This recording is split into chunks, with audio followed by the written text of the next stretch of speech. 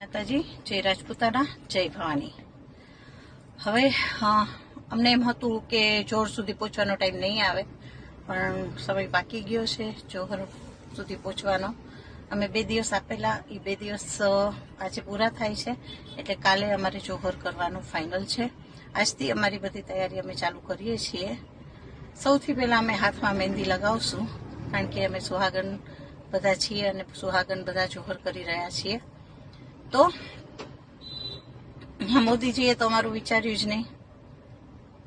અમને છેક સુધી આશા હતી કે મોદીજી કંઈક તો કરશે રાજપૂતો માટે, રાજપૂતાનીઓ માટે. મોદીજીને ઇતિહાસ ખબર જ છે બધો.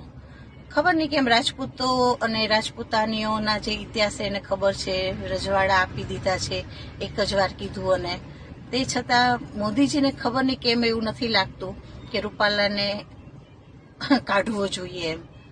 ખબર નહીં